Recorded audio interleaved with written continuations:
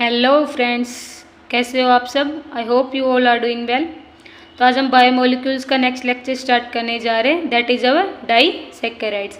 Previous lecture में हमने बात की कि व्हाट इज़ फ्रक्टोज, फ्रक्टोज की हमारी जो चेयर फॉर्म है वो क्या होती है, हावर्थ प्रोजेक्शन क्या होती है, ग्लूकोज और फ्रक्टोज कैसे आपस में सिमिलर है। हमने अल्फा डी फ्रक्टोज की बात की, बीटा डी फ्रक्टोज की बात की। बीटा डी फ्रक्टोज हमारा मोर स्टेबल था किससे, देन अल्फा डी फ्रक्टोज। ये सारी बात हम प्रीवियस लेक्चर में कर चुके हैं। Now today we are going to start disaccharides. और hydrolysis of carbohydrate gives two molecules of same और डिफरेंट मोनोसेक्स।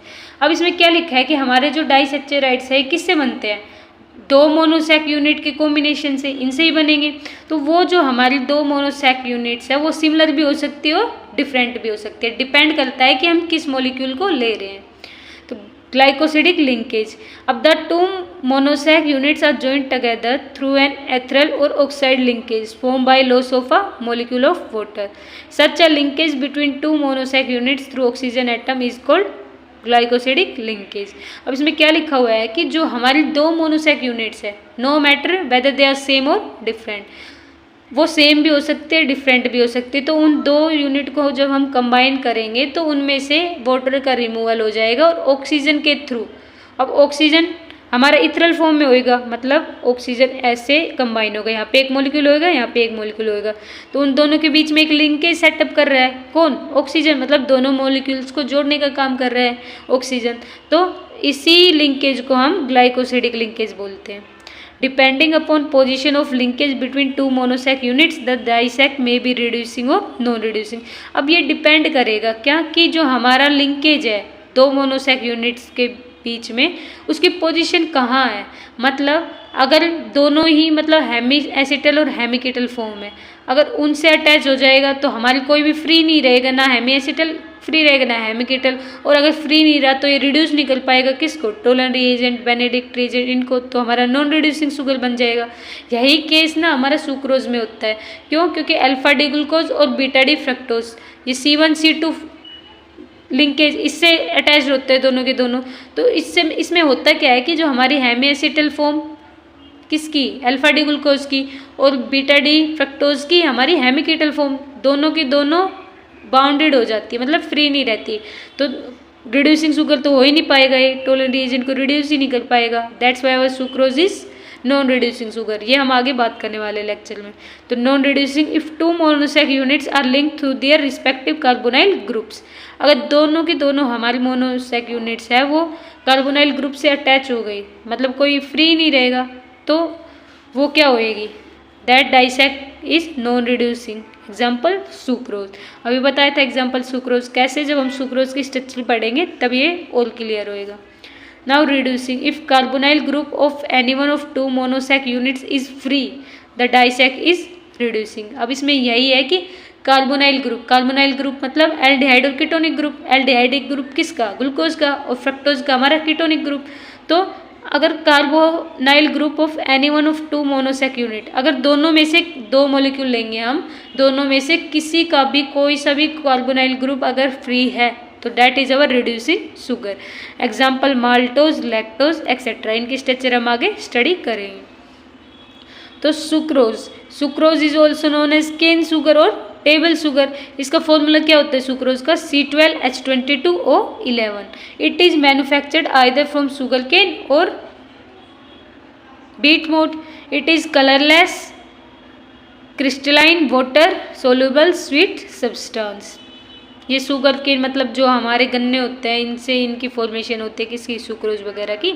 कलरलेस होता है, कुछ इनकी इसकी फिजिकल प्रॉपर्टीज़ है कि वाटर में सोल्यूबल होता है, कलरलेस होता है, स्वीट सब्सटेंस, स्वीट तो होगा ऑब्वियसली, कार्बोहाइड्रेट है क्योंकि carbohydrate are sweet in taste. अब स्ट्रक्चर की बात करते हैं हम। Sucrose is non reducing sugar. क्यों, the two monosac units glucose and fructose are linked through their reducing centre. अब इसमें क्या लिखा हुआ है कि जो हमारी ग्लूकोज और फ्रक्टोज है दोनों के अंदर हमारा कोई सा भी कार्बोनाइल ग्रुप जो है वो फ्री नहीं रहता, दोनों ही कार्बोनाइल ग्रुप अटैच्ड हो जाता है। इस वजह से कार्बोनाइल ग्रुप फ्री नहीं रहेगा, फ्री नहीं है तो टोलन रिएजेंट, बेनेडिक्ट रिएजेंट को रिड्यूस नहीं कर पाएगा, रिड्यूस नहीं करेगा तो it is our non reducing sugar. अब ग्लूकोज हमारा पायरेनोज फॉर्म में था, 6 मेंबर रिंग बना रहा था, और फ्रक्टोज हमारा 5 मेंबर बना रहा था, मतलब फ्रक्टो फ्यूरानोज, यही तो फॉर्म लिख रहे थे हम अभी तक। तो फ्रक्टोज हमारा फ्यूरानोज फॉर्म में था और ग्लूकोज हमारा पायरेनोज फॉर्म में। अब Haworth in 1927 suggested structure of sucrose, जो हमारे हावर्थ एक साइंटिस्ट के नाम थे, उन सर ने 1927 में सुक्रोज की स्ट्रक्चर को सजेस्ट किया था। तो इसलिए हम जो फॉर्म बनाते हैं इसको हम हावर्थ प्रोजेक्शन फॉर्मूला बनाते हैं। अब सुक्रोज C12H22O11, अब इसका हम हाइड्रोलिसिस कराएंगे वाटर की प्रेजेंस में। तो क्या 2 मॉलिक्यूल मिलते हैं, alpha D glucose and beta D, sorry यहाँ पे फ्रक्टोज आएगा, बीटा डी फ्रक्टोज। तो हमारा जो सुक्रोज है वो अल्फा डी ग्लूकोज प्लस में बीटा डी फ्रक्टोज, इनसे मिलके बना है। अब एक चीज़ का याद रखना है कि जो हमारा ग्लाइकोसिडिक लिंकेज है वो कार्बन नंबर 1 और कार्बन नंबर 2 ऑफ फ्रक्टोज, इन दोनों के बीच में बनेगा। तो अब ये हमारी अल्फा डी ग्लूकोज की स्ट्रक्चर है, ये स्ट्रक्चर अल्फा डी ग्लूकोज की मैं प्रीवियस लेक्चर में अच्छे से समझा चुकी हूँ कि ये कैसे आई है स्ट्रक्चर हमारी। इसमें क्या होता है, अल्फा डी ग्लूकोज में हमारा OH below the plane of the ring होता है, और बीटा डी ग्लूकोज में क्या होएगा, जो हमारा OH है वो above the plane of ring होता है। तो यहाँ पे अल्फा डी ग्लूकोज में below the plane of ring structure है ये अल्फा डी ग्लूकोज की। ये हमारी beta D glucose, beta D fructose, sorry, ये हमारी बीटा डी फ्रक्टोज की फॉर्म है। कैसे पता चला, ये हमारी 6 मेंबर रिंग होती है, ये जो हमारी ये है पायरेनोज फॉर्म ग्लूकोज की, और ये हमारी 5 मेंबर रिंग होती है किसकी, फ्रक्टोज की, फ्यूरानोज फॉर्म। तो ये दोनों स्ट्रक्चर मैं अच्छे से क्लियर कर चुकी हूँ कि ये दोनों स्ट्रक्चर हमारी कैसे आई। Now to form glycosidic linkage flip beta D group fructose about the axis by 180 degree to form sucrose joining or making link between C1 of alpha D glucose and C2 of beta D glucose।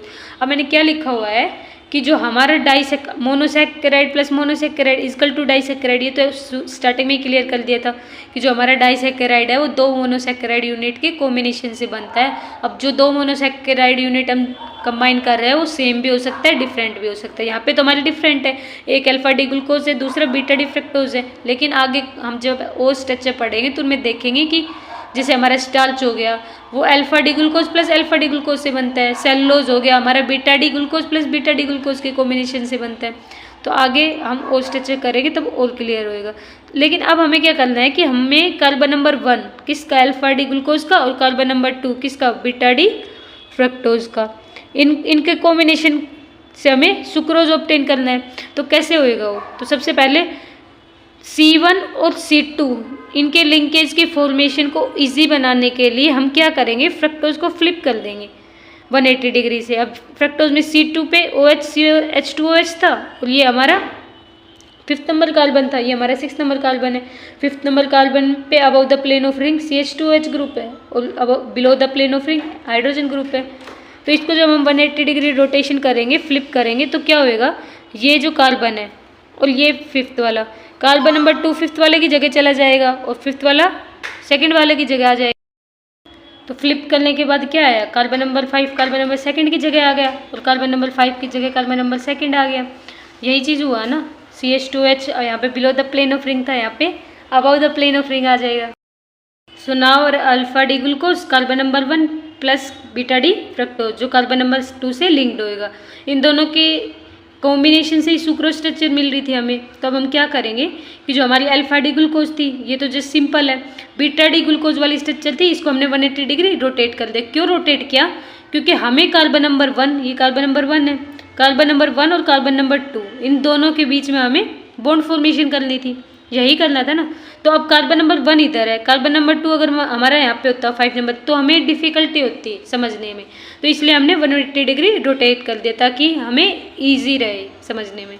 तो carbon number 2 यहाँ पे आ गया। अब यहाँ पे OH था, यहाँ पे OH था, तो हमें क्या करना है, जस्ट वाटर रिमूव करना है, हम OH और H। अब जरूरी नहीं कि हमने यहाँ का OH लिया, यहाँ का OH क्यों नहीं लिया, कुछ लोग बोलेंगे ऐसे, तो हम कोई सा भी OH ले सकते हैं। अब यहाँ पे हमने OH इसका लिया और इसका H लिया है, हम ऐसे भी कर सकते हैं कि यहाँ का हाइड्रोजन लिया होता और यहाँ का OH ग्रुप लिया होता, तब भी हमारा वाटर रिमूव होता और एक ऑक्सीजन फ्री होता, वो दोनों के बीच में लिंकेज का काम करता। तो यहाँ से माइनस ऑफ H2O कर दिया। तो ये जो हमारा एक ऑक्सीजन बच गया, ये वाला ऑक्सीजन, अब वाटर रिमूव किया तो ये कार्बन से ये वाला ऑक्सीजन लिंक हो गया, और इस वाले कार्बन से तो था ही, तो इस वाले कार्बन से ऑक्सीजन लिंक हो गया, इस वाले कार्बन से ऑक्सीजन लिंक हो गया। तो इस लिंकेज को ही हम ग्लाइकोसिडिक लिंकेज बोलते हैं। और ये ग्लूकोज वाली यूनिट थी हमारी, फ्रक्टोज वाली यूनिट थी, और ये C1 और C2, कार्बन नंबर 1 और कार्बन नंबर 2 इनके कॉम्बिनेशन से बनी है, तो इसलिए C1 और C2 याद रखना।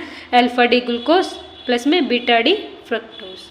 This is our structure of sucrose. I think अब इजी है, कुछ नहीं करना, जस्ट कि ग्लूकोज और फ्रक्टोज इनकी स्ट्रक्चर हमें याद रखनी है और इन दोनों को कंबाइन कर देना है, वाटर को रिमूव करना है, ऑक्सीजन इन दोनों के बीच में लिंकेज का काम करेगा, उस लिंकेज को हम ग्लाइकोसिडिक लिंकेज बोलते हैं।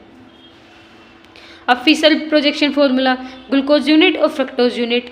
अब क्या कर रखा है कि ग्लूकोज यूनिट, हमारी ग्लूकोज यूनिट थी, कार्बन नंबर 5 से ऑक्सीजन लिंक था, कार्बन नंबर 1 और कार्बन नंबर 5, इन दोनों के बीच में तो ग्लाइकोसिडिक लिंकेज बन रहा था। और फ्रक्टोज में हमारा कार्बन नंबर 2 और कार्बन नंबर 5 इन दोनों के बीच में ग्लाइकोसिडिक लिंकेज बन रहा था। तो ये स्ट्रक्चर हमने बना ली। फिर क्या किया हमने, कार्बन नंबर 1 और कार्बन नंबर 2 इन दोनों के बीच में एक लिंकेज सेटअप कर दिया, यही तो किया है। This is our Fischer projection formula of sucrose. Now sucrose alpha beta glycosidic linkage, alpha D glucose beta D fructose, इनके ग्लाइकोसिडिक लिंकेज फॉर्मेशन।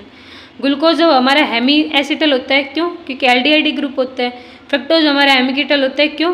क्योंकि कीटोनिक ग्रुप होता है। Hence they give Tollens Benedict and Fehling test, इसलिए hemi acetal hemiketal form में होने के कारण glucose और फ्रक्टोज दोनों के दोनों रिड्यूसिंग शुगर होते हैं, रिड्यूस कर देते हैं टोलन रिएजेंट को।